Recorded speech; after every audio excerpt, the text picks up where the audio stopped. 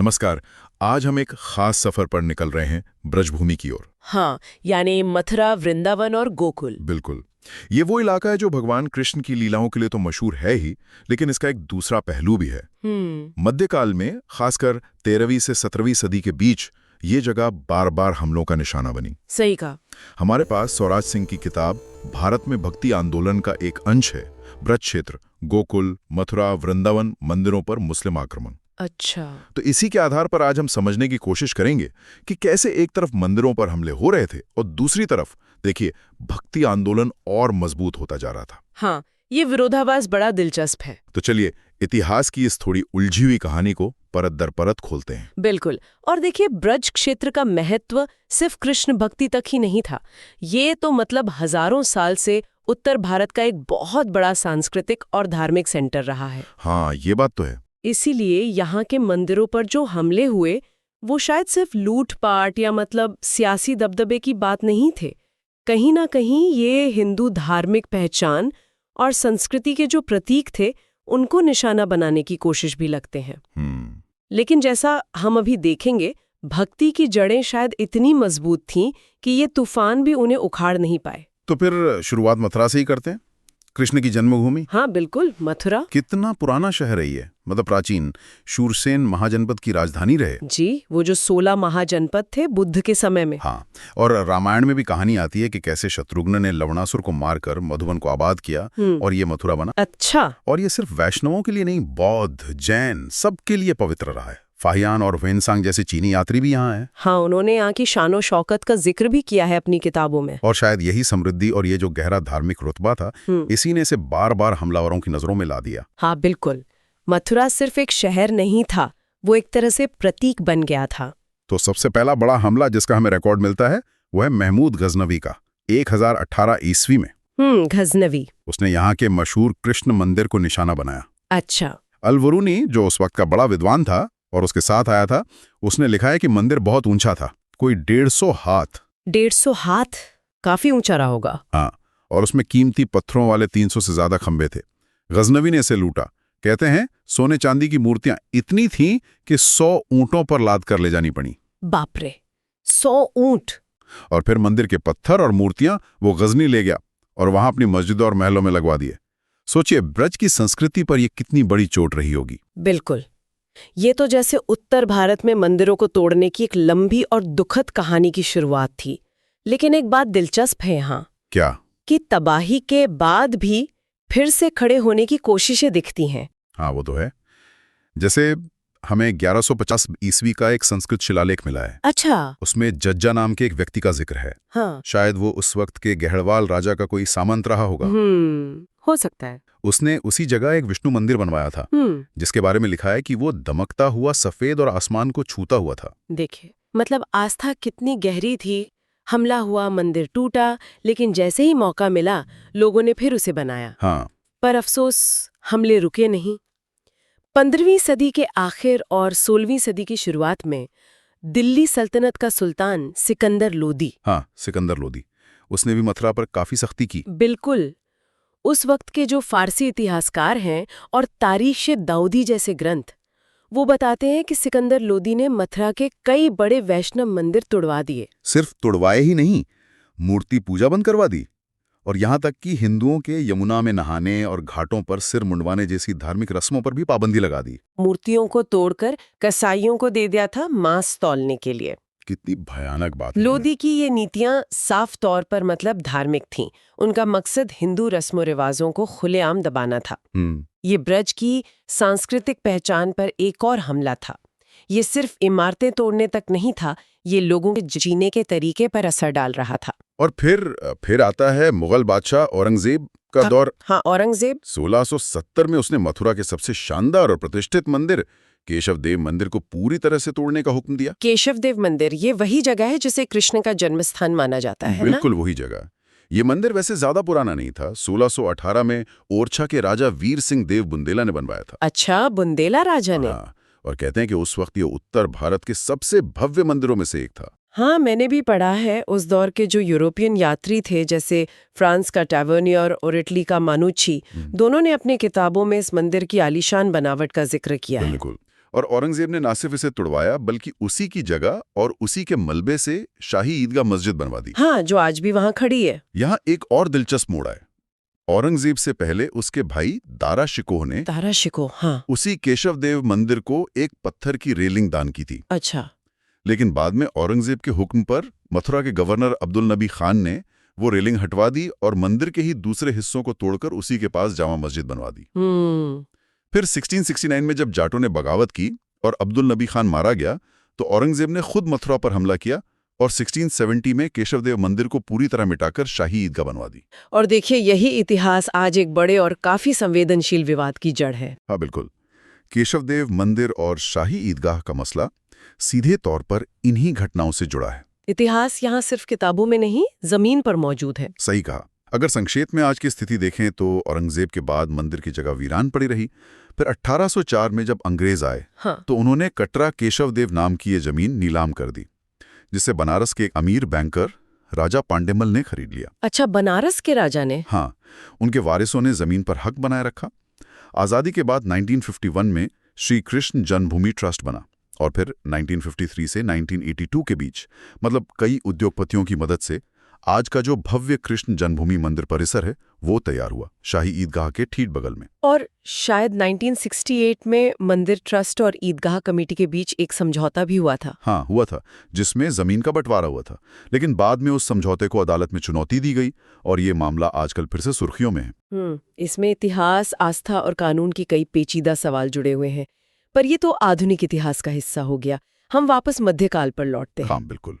तो ये थी मथुरा की कहानी, प्राचीन गौरव, फिर तबाही, फिर कोशिशें और आज तक चलती एक कश्मकश। अब चलते हैं वृंदावन, कृष्ण की रासलीला स्थली। वृंदावन, हाँ, इसका किस्सा थोड़ा अलग है मथुरा से। कैसे? ऐसा लगता है कि मध्यकाल में ये जगह लगभग गुमनाम हो गई थी, मतलब लोग भूल से गए थे। अच्छा। फिर 16वीं सदी में बंगाल के महान संत चैतन्य महाप्रभु और उनके शिष्यों, खासकर रूप गोस्वामी और सनातन गोस्वामी ने इसे फिर से खोजा। दोबारा खोजा? हाँ, कहते हैं 1515 में चैतन्य महाप्रभु खुद यहाँ आए थे, उन जगहों को ढूंढने जहाँ कृष्ण ने लीलाएं की थी, जो वक्त के साथ खो गई थीं। कमाल है। और उनसे भी पहले 15वीं सदी के आखिर में एक और बड़े संत थे, वल्लभाचार्य। हाँ, वल्लभाचार्य जी, पुष्टि मार्ग संप्रदाय के संस्थापक। वो वैष्णव भक्ति का एक बहुत अहम पंथ है। तो वो भी यहाँ आते थे? हाँ, वो यहाँ नियमित रूप से आते थे। उन्होंने पूरे भारत में 84 जगहों पर भागवत कथा की, जिन्हें आज पुष्टि मार्ग बैठक कहते हैं, और कहा जाता है कि वो हर साल कुछ महीने वृंदावन में जरूर बिताते थे। तो मतलब 16वीं सदी में वृंदावन फिर से भक्ति का एक बड़ा केंद्र बनकर उभरा। बिल्कुल। और दिलचस्प बात यह है कि शुरुआत में इसे मुगल बादशाह अकबर का भी संरक्षण मिला था। अकबर का? हाँ, अकबर ने गोस्वामी लोगों को जमीनें दी और मंदिर बनाने की इजाजत भी दी। तो ये एक तरह से हिंदू मुस्लिम शासकों के बीच सहयोग से फला फूला। लेकिन फिर औरंगजेब के समय यहाँ भी? हाँ, औरंगजेब के समय यहाँ भी मंदिरों पर गाज गरे, जैसे वो मशहूर गोविंद देव मंदिर। हाँ, गोविंद देव मंदिर 1590 में राजा मान सिंह ने बनवाया था। 7 मंजिला शानदार मंदिर था, लाल पत्थर का। लेकिन 1670 में औरंगजेब के हुक्म पर इसकी ऊपर की 4 मंजिलें गिरा दी गईं और उसका शिखर तोड़ दिया गया। आज भी वो टूटा हुआ मंदिर वहां मौजूद है। कितना दुखद है। और औरंगजेब के हमलों के खतरे को देखते हुए यहाँ से जो मूल विग्रह थे, मतलब मूर्तियां, उनको बचाने की कोशिशें हुई। अच्छा, मूर्तियों को बचाने की? हाँ, जैसे गोविंद देव जी का जो मूल विग्रह था, उसे 18वीं सदी में जयपुर के संस्थापक महाराजा सवाई जयसिंह द्वितीय जयपुर ले गए। हाँ, और वहां सिटी पैलेस में एक नया मंदिर बनवाकर स्थापित किया। वो मंदिर आज भी वैष्णवों के लिए बहुत अहम है। अच्छा, और दूसरे मंदिरों का क्या हुआ, जैसे मदन मोहन मंदिर? हाँ, मदन मोहन मंदिर के विग्रह की भी ऐसी ही कहानी है। कहते हैं करौली, जो राजस्थान में है, वहां के राजा गोपाल सिंह को सपने में भगवान ने हुक्म दिया। सपने में? हाँ, कि वो औरंगजेब के हमले से पहले मदन मोहन जी के विग्रह को वृंदावन से सुरक्षित राजस्थान ले आए। तो राजा ने ऐसा किया? हाँ, राजा ने बिल्कुल वैसा ही किया और विग्रह को करौली ले जाकर स्थापित किया, जहां आज भी उनकी पूजा होती है। और एक और बड़ा मंदिर था शायद, गोपीनाथ जी का? बिल्कुल, तीसरा बड़ा विग्रह था गोपीनाथ जी का। कहते हैं उसे कृष्ण के परपोते वज्रनाग ने बनवाया था। अच्छा। उस विग्रह को भी औरंगजेब के समय वृंदावन से निकालकर जयपुर ले जाया गया और वहां एक नए मंदिर में स्थापित किया गया। तो मतलब ये तीनों विग्रह, गोविंद देव जी, मदन मोहन जी और गोपीनाथ जी, जो वृंदावन के सबसे अहम माने जाते थे, वो आज राजस्थान में पूजे जाते हैं। हाँ बिल्कुल। ये क्या दिखाता है कि हमलावरों का जोर इमारतों पर तो शायद चल गया, लेकिन भक्तों के लिए असली चीज वो विग्रह थे। हाँ, ऐसा ही लगता है, जिनमें वो भगवान का वास मानते थे। ये एक तरह की रणनीति थी। रणनीति? हाँ, कि मंदिर टूट भी जाए तो भी विग्रह को बचाकर पूजा की परंपरा को जारी रखा जा सके। ये सिर्फ आस्था नहीं थी, बल्कि अपनी पहचान और संस्कृति को किसी भी हाल में जिंदा रखने की एक गहरी कोशिश थी। विग्रह का सुरक्षित रहना मतलब परंपरा का चलते रहना। सही बात है। अब बात करते हैं ब्रज के तीसरे अहम केंद्र की, गोकुल की। गोकुल, हाँ, जहाँ कृष्ण का बचपन बीता। गाय चराना, माखन चुराना, पूतना वध, कालिया मर्दन। हाँ, भागवत पुराण और ब्रज भाषा के कवियों ने इन लीलाओं का खूब वर्णन किया है। यहाँ भी एक दिलचस्प बात है। क्या? पुराने ग्रंथों में, जैसे विष्णु पुराण या भागवत पुराण में, गोकुल शब्द अक्सर किसी एक तय जगह के लिए नहीं इस्तेमाल होता। अच्छा, तो फिर? बल्कि गायों के झुंड या ग्वालों के डेरे के लिए इस्तेमाल होता था। ऐसा लगता है कि आज का जो महावन और गोकुल है, उन्हें अलग अलग जगहों के तौर पर पहचान 16वीं सदी के बाद मिली। हाँ, ये बात सही है। और इन्हें फिर से प्रसिद्धि दिलाने का श्रेय भी संत वल्लभाचार्य को ही जाता है। वल्लभाचार्य जी को? हाँ, जिन्होंने पुष्टि मार्ग की स्थापना की। उनकी परंपरा की कहानियों में, जिन्हें वार्ता कहते हैं, उनके मुताबिक 1550 ईस्वी के आसपास उन्होंने गोकुल और महावन को फिर से खोजा था, जो उस समय लगभग भुला दिए गए थे। हाँ, एक कहानी तो ये भी है कि यमुना नदी ने खुद देवी के रूप में प्रकट होकर उन्हें गोकुल का सही स्थान बताया था। अरे वाह! फिर वल्लभाचार्य के बेटे विट्ठलनाथ, जिन्हें गुसाई जी भी कहते हैं, उन्होंने गोकुल को अपना मुख्य निवास बनाया। और उन्हें भी अकबर के समय शाही फरमान मिला था। अकबर के समय गोकुल में भी? हाँ, गोकुल की जमीन को टैक्स फ्री कर दिया गया था और उनकी गायों को कहीं भी, यहाँ तक कि शाही जागीरों में भी चरने की खुली छूट मिली थी। अच्छा। तो गोकुल पुष्टि मार्ग का एक बड़ा गढ़ बन गया। यहाँ कई हवेली मंदिर हैं जो पुष्टि मार्ग की पहचान है। लेकिन फिर औरंगजेब?